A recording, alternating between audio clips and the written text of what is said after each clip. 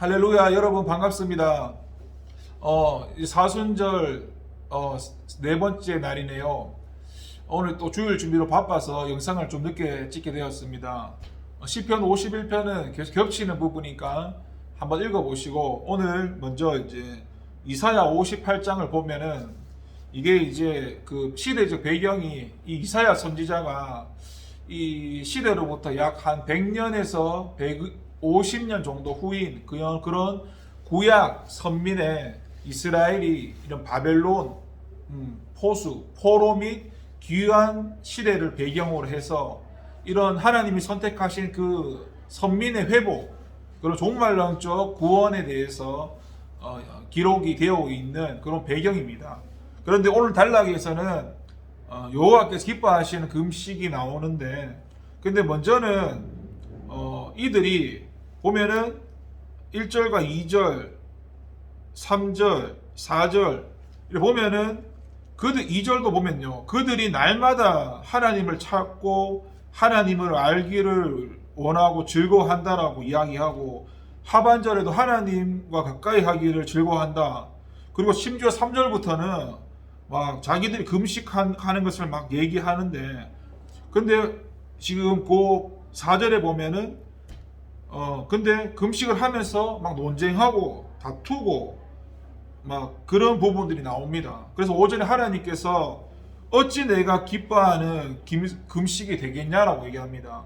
지금 이 사람들은 하나님으로부터 택하심을 받았다는 그런 선민적인 그런 의식 가운데도 하나님은 중심을 보시는 분이 하나님이신데, 이들은 자신들의 그런 겉모습을 가지고 그 하나님을 되게 잘 믿는 것처럼 겉과 속이 다른 삶을 살고 있습니다. 하나님은 우리의 중심을 보시는 분이지 우리의 겉모습을 보시는 분이 아니거든요. 이들은 겉과 속이 다른 그런 모습, 겉모습으로만 대단한 열심을 가지고 하나님께 나가면서 하나님을 경배하지만은 하나님께서 기뻐하지 않는다고 5절에서 말씀을 하십니다. 그러면서 6절에부터 하나님께서 내가 기뻐하는 금식에 대해서 설명을 쭉 하시는데, 이것을 한 단어로 표현을 하자면 이웃을 사랑하는 겁니다. 그 십자가가 뭐예요? 하나님 사랑, 이웃 사랑이잖아요. 그러니까 초반부는 이 사람들이 전부 하나님께 나가지만은 그 목적이 뭡니까? 자신을 위해서 나가는 겁니다. 제가 누누이 말씀드리지만 신앙이라는 건 하나님으로부터 출발해서 그 다음 하나님이 있고 내가 있는 게 신앙이지, 내가 있고 하나님이 있는 건 신앙이 아니라 종교생활이라고 말씀드렸지 않습니까? 초반에 나오는 이런 구절들은 이 사람이 신앙의 대상으로 하나님을 섬기는 것이 아니라 종교의 대상으로 하나님을 섬기는 것이고, 근데 하나님께서 원하시는 그런 금식이 무엇이냐? 결국에는 하나님을 사랑하는 사람은 이웃을 사랑한다는 겁니다. 이게 뭐냐 하면 자기를 위한 금식이 아니라 타인을 위한 금식을 하라는 겁니다. 그래서 하나님께서 기뻐하시는 금식, 대표적인 거 보면은 신약으로 넘어가도 금식에서 세리와 창녀들이 금식하는 모습, 그 사람들이 하나님 섰을 때 그냥 자기들이 죄인이니까 어때요? 그냥 할 말이 없으니까 머리만 이렇게 숙여서 있지 않습니까? 할 말이 없어. 근데 바리새인들은 자기가 막 금식하고 내가 세리 창녀 다르다고, 내가 저들보다 더 낫다는 식으로 하지만 하나님이 어떻게 해요? 세리 창녀 편을 들지 않습니까? 마찬가지로 오늘 본문도 이 사람들의 겉모습의 행위가 중요한 게 아니라 진정으로 하나님 중심 가운데 하나님을 예배하고 경외하는지 그 모습을 보는 겁니다. 그래서 하나님 기뻐하시는 금식을 설명하면서 자신을 위한 금식을 하지 말고 타인을 사랑하는, 이게 결국에는 자기 사랑이 아닌 하나님 사랑.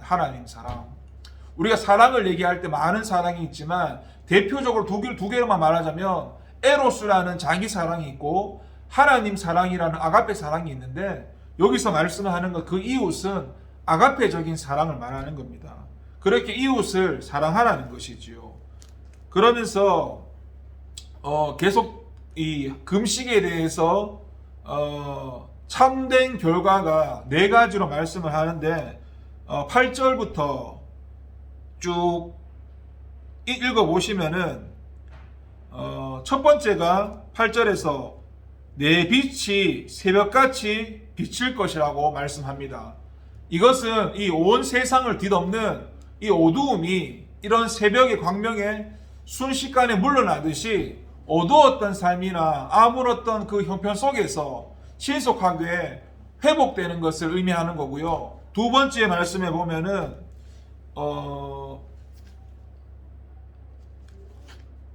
치유 어디 갔어?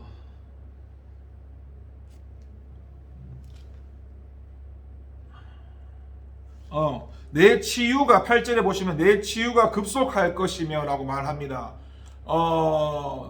이 치유는 보통 우리가 질병의 치유를 의미하지만은 여기서는 말하는 게 이 유다라는 그 국가와 관련되었기 사용되었기 때문에 어떤 그런 고통스러운 상황으로부터 벗어남과 그런 회복을 의미한다고 볼 수 있습니다. 고통스러운 상황으로부터 회복이 빠르게 이루어진다는 겁니다. 그리고 세 번째는 내 공의가 내 앞에서 행하고 여호와의 영광이 내 뒤에 호위한다고 세 번째 말하는데, 이는 안전의 보장을 말씀하시는 것이고, 마지막 네 번째 결과로 내가 부를 때에 여호와 하나님께서 응답하신다, 기도 응답을 말씀합니다. 그리고 이 9절부터 12절에서 읽어볼 때 타인에 대해서 그런 불의나 그런 압제나 그런 비방과 거짓을 하지 말고 자비와 실천할 것을 촉구하면서 그렇게 실천했을 때 주어지는 축복에 대해서 말씀을 하는데, 크가지 축복을 세 가지로 얘기합니다. 첫 번째는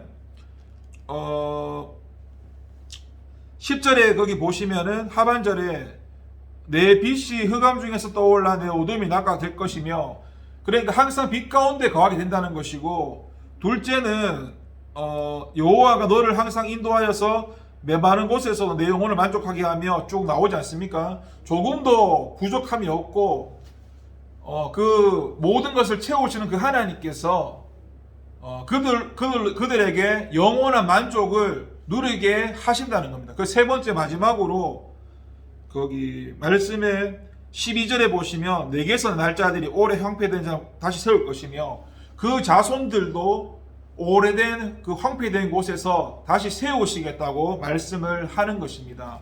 그리고 오늘 마태복음 말씀을 넘어가면 18장 1절부터 쭉 나오는데, 이 부분은 이제 예수님께서 앞으로 순환 겪으시고 고난 겪으시고 십자가에 죽으셔야 되는 그 길을 가야 되는데, 이 제자들이 예수님이 누구신지 바르게 알지 못해서 하나님이시고 하나님 자녀로 보지 않고 정치적인 메시아로만 생각했던 겁니다. 그래서 그렇게 이들이 예수님을 바로 알지 못한 채 이들이 천국에서 누가 크냐고 뜬금없이 질문을 하니까 예수님께서 한 아이를 불러서 세워서 말씀을 합니다. 3절에 보시면 진실로 너희 이르노니 너희가 돌이켜서, 첫 번째가 돌이키라는 게 뭐예요? 세례 요한이나 예수님이 가장 먼저 했던 말이 그거잖아요. 회개하라, 천국이 가까이 왔다. 천국은 돌이키는 것입니다. 돌이켜서 방향을 트는 거지요. 열심히 하는 게 중요한 게 아니라 하나님이 원하시는 그 방향으로 가는 게 중요해요. 돌이켜서 어린 아이들과 같이 되지 아니하며 결단코 천국에 들어가지 못한다고 말씀합니다. 어린 아이들 어땠어요? 어린 아이들은 어때요? 자기가 아무것도 할 수 없습니다. 부모가 있어야 되고 부모가 돌봐줘야 되고 그런 게 어린 아이지 않습니까? 그러니까 그런 어린아이들, 그러니까 내가 아무것도 할 수 없는 존재, 쉽게 말해서 우리가 하나님으로 살아가는 존재, 그 존재를 말하는 겁니다. 그리고 어린아이는 순전하고 의심하거나 따지거나 하지 않지 않습니까? 말씀하면은 바로 순종하고 믿는 사람들, 어린아이의 그런 모습들이죠. 그러면서 4절에 그러면 누구든지 이 어린아이 같이 자기를 낮추는 사람이 천국의 큰 자다. 결국에는 예수님이 하나님이시지만 예수님이 보여주신 것은 막 휘두르고 그런 모습이 아니라 낮아지고 섬기는 모습을 보였던 것처럼 천국에서 큰 자는 낮고 겸손한 자리에서 섬기는 사람들이 하나님 앞에 갔을 때 크게 천국에서 큰 자라고 말씀을 합니다. 그리고 마지막으로 그 5절부터 쭉 읽어보시면 한 영혼을 대할 때 예수님처럼 대하면 되고, 그렇게 대하지 못해서 실족시켰을 때는 거기에 대한 내가 대가를 받는다는 겁니다. 그러니까 여러분, 믿음이 좋은 사람도 있고 안 좋은 사람도 있는데 우리는 나보다 약한 사람들을 늘 이해해주고 품고 사랑해야겠습니다. 오늘 4번 사순절 4일째인데 이렇게 마무리를 하겠습니다. 기도하겠습니다. 하나님 아버지 감사합니다. 사순절 4일째를 맞이하는데 우리 함께 하시고 이 말씀들이 우리 가운데 사라질 수 있도록 생명될 수 있도록 역사해 주세요. 감사드리고 예수님 이름으로 기도드립니다.